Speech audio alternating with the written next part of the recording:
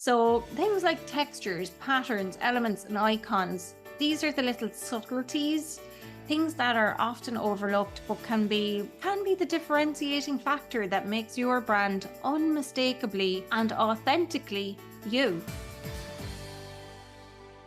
Welcome to the Master Your Business podcast, where we bring you the best in branding, marketing, and customer experience strategies. I'm Deirdre Martin, your host. And if you've been asking yourself how to level up your growing business, your marketing, your customer experience, or how to make more of an impact with your brand, this show is for you. You'll discover actionable tips and insights to help businesses just like yours gain clarity and illuminate the path to success. Train with industry experts, learn sales and marketing strategies, business and mindset hacks, and be inspired by authentic entrepreneurship stories. As your host, I share the no nonsense advice that accelerated my journey from boring bank manager to industry thought leader in marketing and customer experience. Learn how I made the leap into the world of six-figure success, digital courses, keynote speaking, and co authoring a #1 bestseller in just 1 year. Together with interviews from industry experts, this show ensures you're seen, heard, and hired by your ideal clients. Join our growing community of subscribers and let the Master Your Business podcast empower you to tackle your most significant challenges on your path to business success. Don't miss out. It's your turn to learn from the best and master your dream business.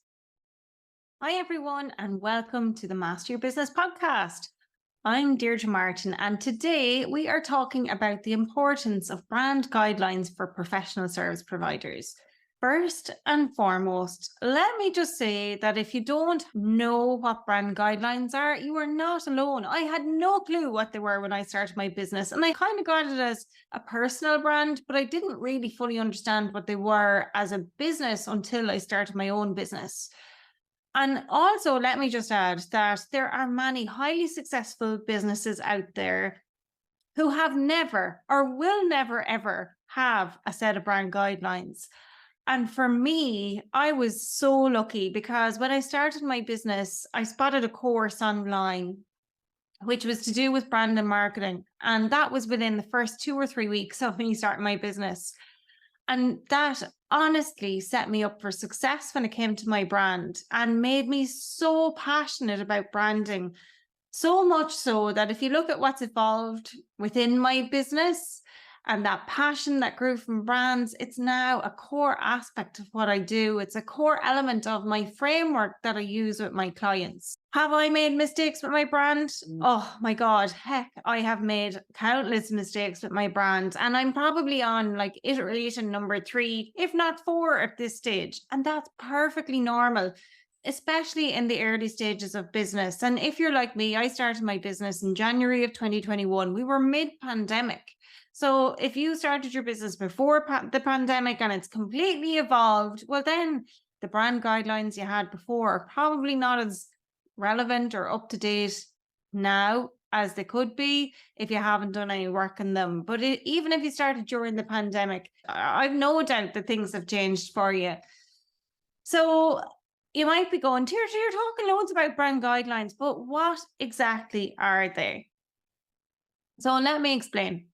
It's fairly simple, actually, to be honest. It's a sort of a playbook, right? It's a playbook that contains a set of rules and guidelines for your brand.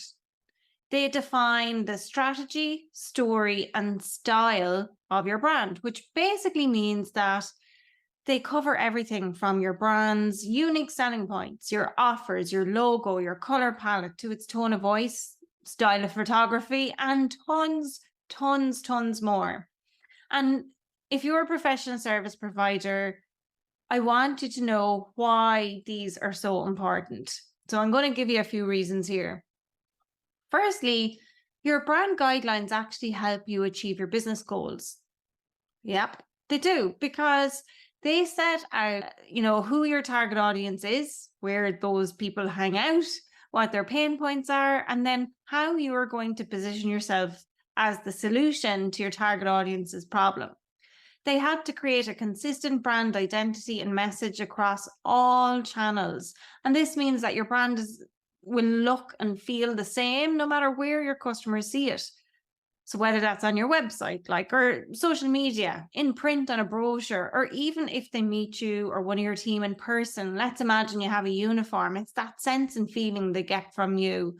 And that could be your fun or you're professional or you're serious or you're sincere, whatever it might be. So your brand guidelines help to build trust and credibility.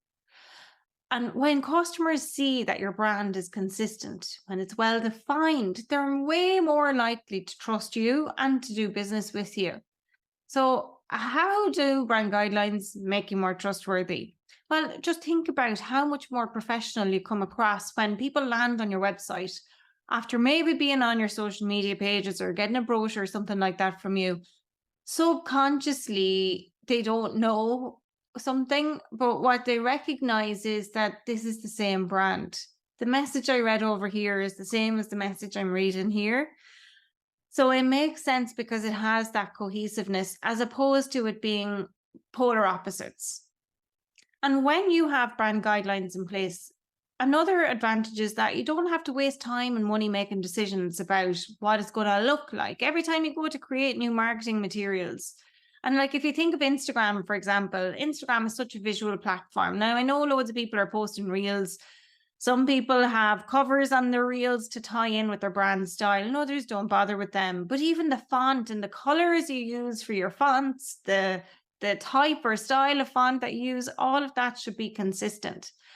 And the more consistent it is, the easier it is for you to create something, when it comes to doing that. And if you have a style guide, it eliminates all of those choices and options that are out there that you might have to go and make a decision on every single time. Don't you make enough decisions in a day? I know I certainly do. But customers are more likely to be attracted to brands that have a strong and consistent identity. And when they're happy with your brand, they're more likely to stay loyal to you. And I mean, we all want that. So think about the likes of Apple. Apple is one of the most recognizable brands in the world. Its brand guidelines, they must be so strict with their brand guidelines, and they're clearly well defined. They leave a lot of white space. Most of their things are white or silver, and they've really helped to create a consistent and iconic brand identity. Another great example is Google. Google, no matter whether you have Google Workspace, Google Photos, Google Drive, you use Chrome, you use Google Search, anything. It's a great example of another brand that's benefited from strong guidelines. The colors, the logo, the palette that they use, even the typography, they are instantly recognizable and help to create a sense of trust, I'd say, and credibility as well.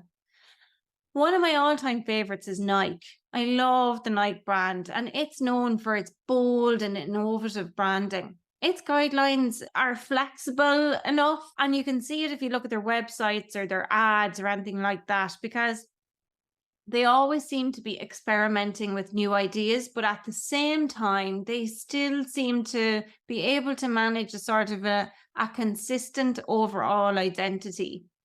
So these big brand names have seen huge benefits in brand guidelines. And as consumers, subconsciously, we can see what they're doing, right? But maybe we just don't know how.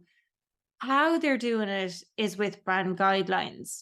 So the thing is, it's not just big brand names like Nike and Apple and Google who do these. Small brands, even solopreneurs like me, like I was when I was starting out my business, we can have brand guidelines too. So, my friend, if you're a professional service provider, I encourage you to take the time to develop these strong brand guidelines for your business. I promise you that this will be an investment that will pay off in the long run. And just in case you're thinking, well, I'm still not really clear on what they are, Deirdre, let's break down the 3 elements of your brand guidelines into a little bit more detail. So first and foundational, when I'm looking at brand, the very first thing I always go and start with is your brand strategy. So what is your brand strategy and what does it matter? Well, your brand strategy is the foundation of your brand's existence and growth. as Simon Sinek would say, it's your why. It's why you exist beyond making money. It covers things like your purpose, your vision, your mission, your values. And these really become your North Star. They set out why you do what you do and where you're headed. It's sort of like it's the magnetic pull that attracts like-minded clients. And heck, it even helps you when you're hiring employees. And I've seen this. Oh, I've seen this so many times. And even when I've been hiring people, I've seen it as well. And I've used my brand guidelines to help me when I've been hiring people, even if they're just contractors. So here's how, right? And because it's really to do with your values and your purpose as well. If people are aligned with your purpose, they're more likely to give an increase of their discretionary effort, which basically means they'll work harder because they believe in what they're doing. Who doesn't want that? But values for me is so crucial. And I'm specifically referring to behavioral ones. Like, let me think of a few off the top of my head. I'm thinking like perseverance. Okay, if I'm a client and I see that you value perseverance, well, that means you're never going to give up. You're going to keep going until you sort it out or figure it out or something like that. Or another one might be your solution focused, where you're actively applying a growth mindset to find solutions, right? Imagination, that makes me think of Disney or Lego, where if anything was possible, what would you do? What would you create? And that also makes me think of being playful. But values like these, think about it. These are intrinsic. They're we are built the way we are built. They're way harder to learn than technical skills, right? Everyone can learn a process or a system or technical know-how. Now, some people might still find it hard, but they can't all be imaginative or playful or solution-focused, or some of them may not have that perseverance because they don't have the resilience to help them persevere. Or, there could be other things that get in the way, and so they give up.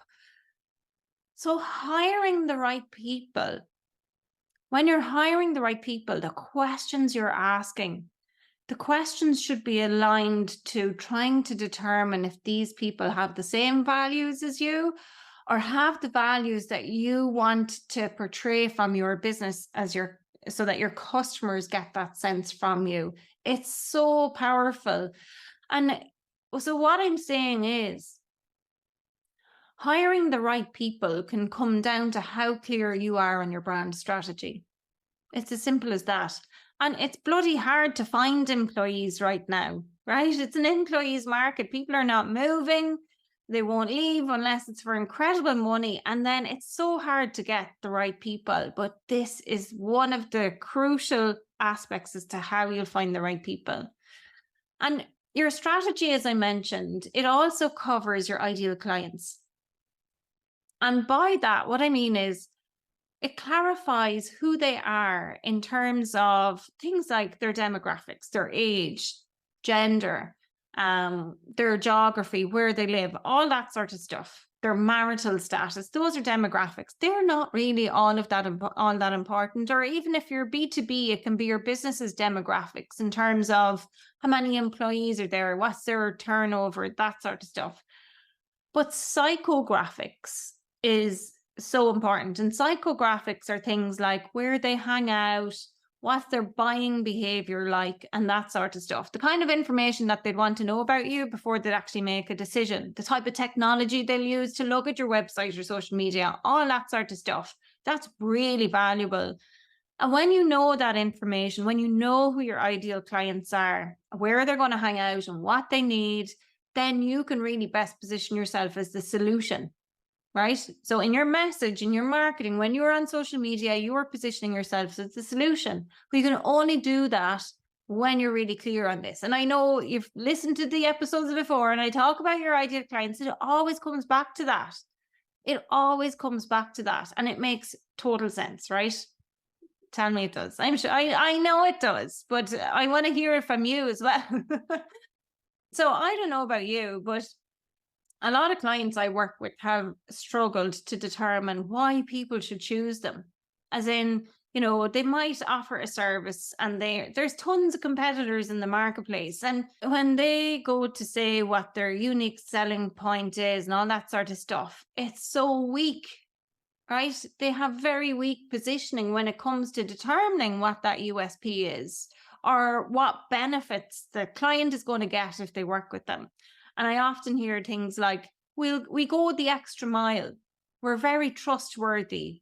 It's honesty and integrity, right? And I'm like, oh God, they're just not good enough. Those are what we expect when we go to work with clients. I know I sure do. If I'm going to hire someone to do work for me, or like if I'm going to pay somebody to do something, or I'm going to hire somebody to do work for me in my business, or if I'm paying for help in any way, right?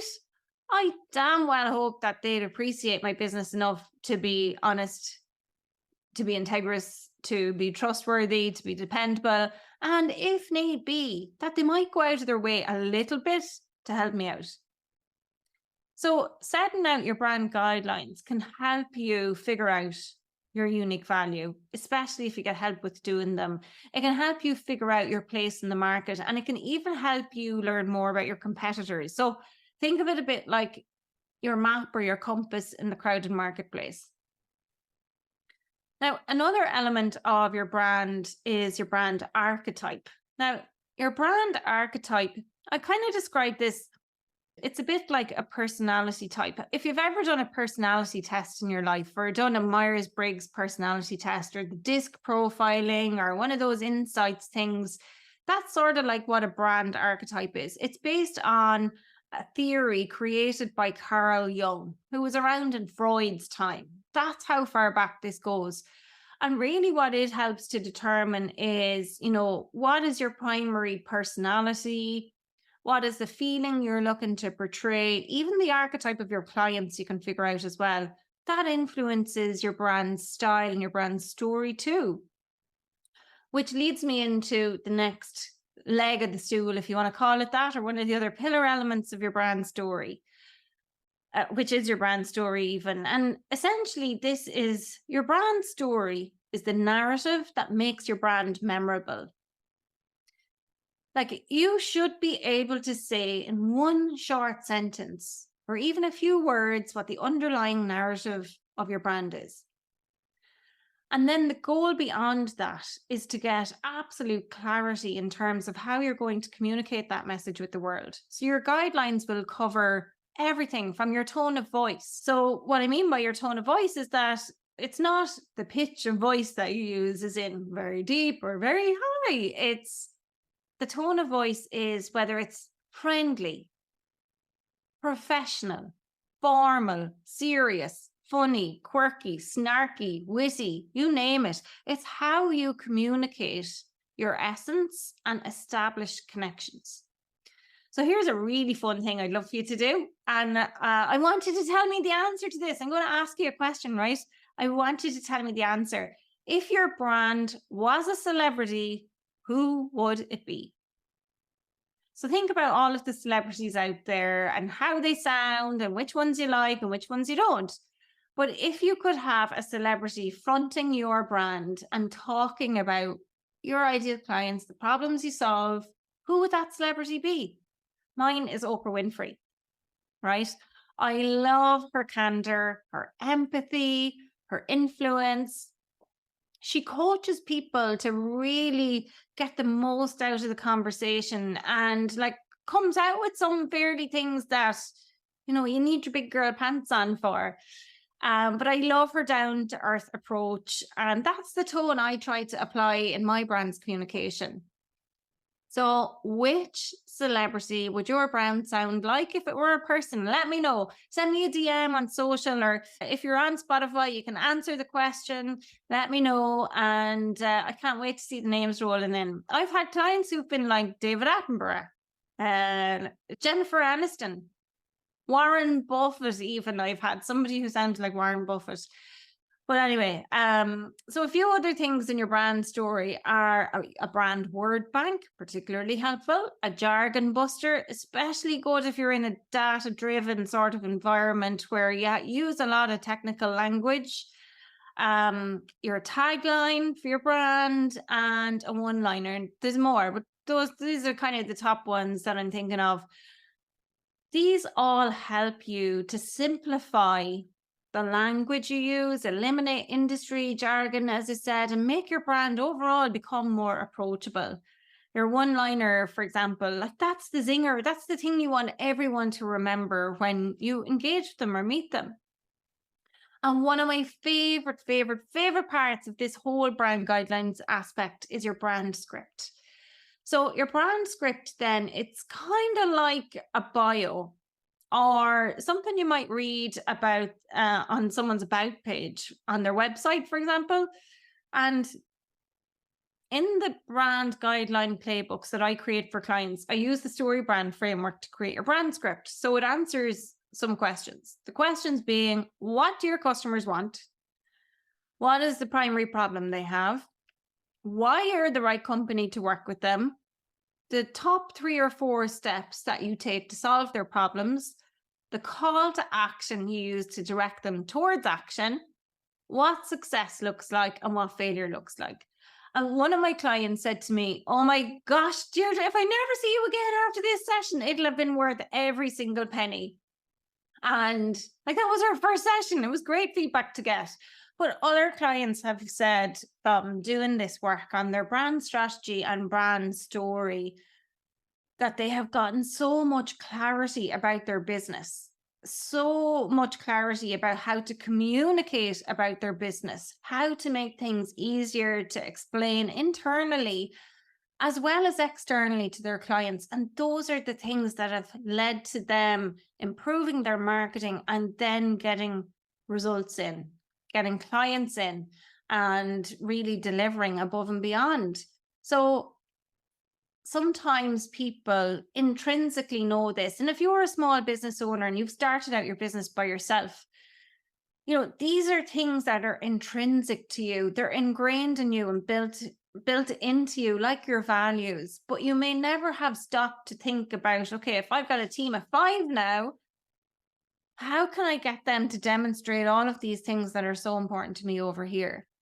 And like with values, there's great exercises you can do to make sure then that you can actually build these values into your performance reviews and hold people accountable to specific values. Like other clients I've worked with who are huge. They have like nearly 50 employees. We did a values exercise and the feedback I got was every business, everyone should do this. It's incredible. They really found it so valuable. And I know you will too, especially if you're that professional service provider who's aspiring to 6, 7, or 8 figures doing this work. Oh, I just can't explain to you how important it is and how beneficial it can be for you. And if you're one of the brands who's been established for a long time and never done this work, let me tell you, I've worked with brands who've been around for 40 plus years and we've done the brand guidelines and they never had them before, you know, they never had them before. And one client actually, they were able to go and do a company acquisition because they had a set of brand guidelines. Like, how incredible is that? It made the merger process easier when they acquired new staff because they were able to give their brand guidelines to the team, the new people who came in their team. So they had the essence of the brand. Well, we're not finished on this whole brand guideline set. The final aspect is brand style. Okay, this is the third leg of the stool. And these are the visual aesthetics and feel of your brand. Things like the personality, the type of personality that you're putting out, the colors, the fonts, everything that goes out into the public domain. So things like textures, patterns, elements, and icons. These are the little subtleties, things that are often overlooked, but can be the differentiating factor that makes your brand unmistakably and authentically you. So if you're not yet convinced you need brand guidelines, let me remind you of some of the advantages. So Consistency across platforms is going to strengthen your brand recognition. When you're cohesive with the overall presentation of your brand, that screams professionalism. Clear communication helps in avoiding misinterpretation of your brand by clients, as well as internally in your company, or if you hire different teams or vendors. With a brand playbook at your fingertips, you and your team, you can save so much time during the design or decision making processes. When everyone follows the same playbook, it creates unity and alignment. And over time, and I've definitely seen this with clients as well, over times, especially where the brand has grown and evolved, what can happen is with different campaigns and things, it's easy for a brand's image to sort of drift from what that initial brand was all about. But when you have guidelines, the guidelines can be like an anchor. And they basically ensure that your core identity remains intact. And again, I mentioned new hires or vendors, collaborators, people like that. Your brand guidelines can be a really, really helpful onboarding tool. It helps them quickly understand, your ethos and get immersed into how you look and how you sound, all of those things. Consistency and professionalism. If you think about it like this as well, right? And there was an earlier episode we did with Tom Dufour about franchising. And that was really interesting because Tom talked about, building that brand. If, when one brand or one business isn't big enough for you, maybe you'd like to franchise your business. But when you have that consistency and professionalism driven by brand guidelines, that can contribute to building a strong brand equity. Basically, then making your brand more recognizable and trustworthy so that it becomes more valuable. It will hold more value in the marketplace, right? So that's obviously a great reason to do it. But also, while guidelines set certain standards, just like Nike, they also can leave room for creativity. So your designers or your people doing your marketing or creating graphics for you, they can innovate, but they can innovate around a particular set of parameters. And that still allows them to be creative, but keeping your brand identity aligned. So it's really effective. And as your business grows, which it will, or evolves, which it will, or enters new markets, which hopefully it will too, well, your brand guidelines offer a foundation. They help in maintaining brand coherence during times of change, like go back to the pandemic. They ensure your brand's core remains recognizable even when it adapts. Now, with everything where there are benefits, there's also potentially negative consequences. So if you don't have brand guidelines, what can happen is you can dilute the recognition of your brand, making it forgettable. It can also give the impression of disorganization or a lack of professionalism. And inconsistency can make people question the reliability and quality of the products or services you offer. So without guidelines in place, there's going to be a lot more time and effort spent deciding and debating over brand related elements every time you do a new marketing campaign, product or service launch, or any other type of marketing initiative. And this delays projects, but it can also lead to increased costs. So now I hope you're so much clearer on what brand guidelines are and why you need them. But before we finish up, let me ask you, what does business or brand success look like for you? And I want you to imagine, just picture this, right? You walk into a room and people instantly recognize you. They recognize your brand because of its distinct style. They've read your content, they resonate with your story, and they trust you and your vision because they've consistently seen it and felt it in every interaction they've ever had with you. That recognition, trust, and resonance translate into a growing client base, can lead to increased revenue, and result in you getting a reputation as a leader in your field. That's what the benefit of having brand guidelines are. But if your brand feels like it's all over the place, you might as well just be another face in the crowd. You're spending more, you're achieving less, and you're leaving opportunities on the table. And if you're marketing with that sort of scattergun approach, well, then you're actually wasting your time. You're wasting your time and money. So before we sign off, I have a little nudge for you. I have a free brand strategy guide that you can download from the link in the show notes. It's going to help make sure that you can really start to do a lot of this work on your brand yourself and be clear on what your goals are when it comes to your brand. Be clear on what those guidelines are and make sure that you're on that right path. And I promise you, even doing that much, oh my God, it's going to make such a difference to you if you've never done anything like this before. It's a really worthwhile exercise. And a great way to do this, if you have people on your team, is to sit down and get everybody in your team involved and let them all contribute towards that. Again, when you get buy-in from people in that way, it's going to help and translate into the experience that customers have with you, into the marketing message you put out there, and so much more. So, folks, that is it for today, for now. And I look forward to seeing your celebrity brand names coming in. Don't forget to send them to me. You can DM me on social media. Find me most actively on LinkedIn. But otherwise, if you're listening on Spotify, you can actually answer here on Spotify. Let us know who your brand might be if it were a celebrity. And if you haven't already, please hit that subscribe button, give us a rating, leave us a review, do all the things. We really, really appreciate it. It helps this podcast keep going and getting found by other entrepreneurs just like you. So until next time, thank you very much for listening and keep mastering your business.